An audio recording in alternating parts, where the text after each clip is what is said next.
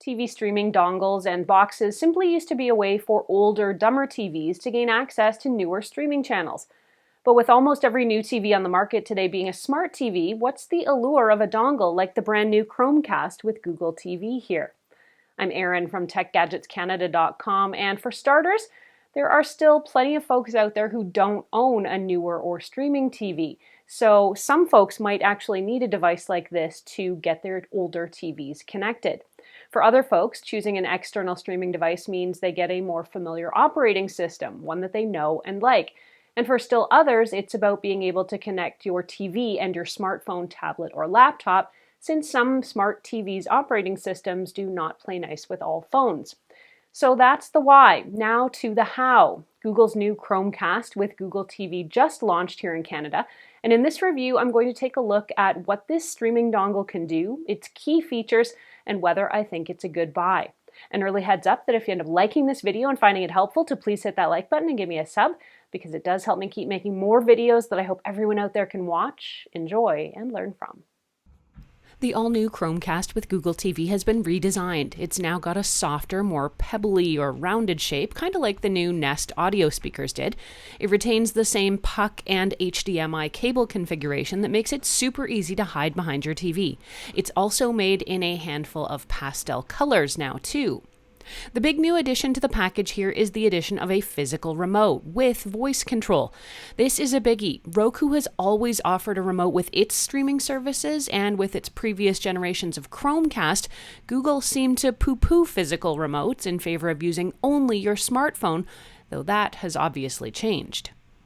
I think the addition of this remote is great. Sometimes, and trust me on this, it is just easier to grab the remote and punch one or two buttons instead of finding my phone, unlocking it, navigating to the right app, loading it, and then trying to control the TV. The new voice remote can also be used to control your TV or your soundbar, like changing the volume, switching inputs, and more. I set it up to connect with my soundbar and my loaner 84-inch Sony TV here, which I reviewed here on the channel as well, and it worked perfectly to control these devices as well, though you are limited to more simplified commands like on-off with the TV and adjusting the volume with the soundbar. Chromecast with Google TV is 4K ready and supports Dolby Vision and HDMI pass-through of Dolby audio content, plus it has HDR and can stream 60 frames per second.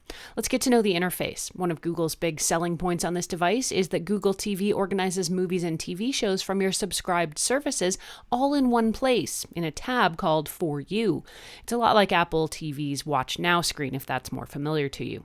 Chromecast with Google TV will make recommendations for you based on the channels you're signed up for and logged into. Watch List lets you bookmark movies and shows you want to save for later. You can even add to your watch list right from a Google search on your phone or laptop, and that show will be waiting for you on your TV when you get home. While adding something to your watch list is easy, finding it or browsing it is not. It's not in your main tabs, and you can try asking Google for it. Not.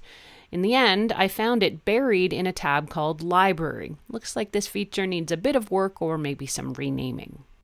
Thanks to the Google Assistant in the remote here, you can request a specific title or search by mood, genre, and actor, and more.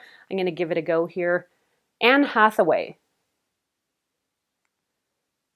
And if you just give it a sec, you will see it's called up a whole bunch of options for actress Anne Hathaway. You can also use your TV to control smart home devices as well. Turn the office lights on. And we're not going to see it happen down here because my office is upstairs, but you've just seen the confirmation come through right there. Now, one of the questions I've had about this device is, can you use the Google Assistant when the TV is off?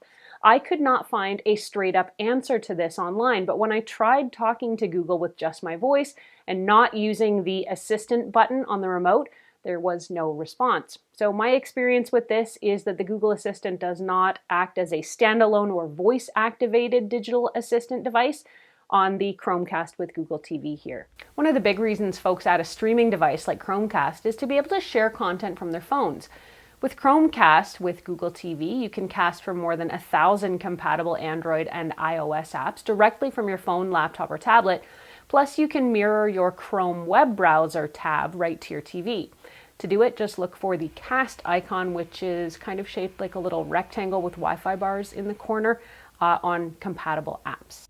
Now, some folks on social have also asked me if the Chromecast with Google TV will work with an iPhone. The answer is kinda, sorta, but not really. Well, you can manage some stuff, mainly setup and settings, using the Google Home app for iPhone. You can't do some stuff like AirPlay to the Chromecast, and there appears to be no option that allows you to send your own videos from your phone or from the Photos app to the TV. Now, with that said, you can still cast from some other compatible apps.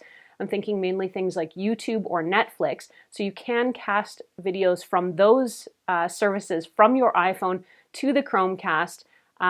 But that's kind of redundant because you can already access those services on the Chromecast itself. So I guess what I'm saying is you can't play your own home videos from your iPhone to Chromecast, but you can do a lot of other stuff with it. Overall, this is a great 4K streaming device. I love the small size and the new design, and I've got it right here handy. Though technically, since it's hidden behind my TV, I don't really get to see it and enjoy it. I do like, though, that it is 4K, and for the price, this is one of the lowest cost 4K streamers you can buy. And it did seem pretty speedy, too, with no buffering or stuttering when I was watching it. I also like the Chromecast TV interface. It's really easy to use and understand and navigate, and overall I'm having a hard time finding any downsides with this device. Except maybe that I wish this device could draw power from the TV and didn't also need an AC plug. And I do wish, I guess, that I could play videos, home videos from my iPhone to the TV, but I guess technically that's not Google's fault. Overall, though, if you are looking for an Android-friendly 4K streamer, you should be really happy with Chromecast with Google TV. It sells for a budget-friendly $69 Canadian, and you can get it from a bunch of places, including Google's store. If you want to read this review or reference anything I've talked about, head over to techgadgetscanada.com, where I've posted a full write-up. You can ask me any questions you have about this device, either there on the blog or, as always, here on the YouTube channel.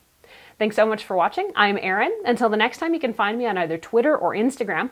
I'm at ErinLYYC. You can also catch me on Facebook at facebook.com/techgadgetscanada.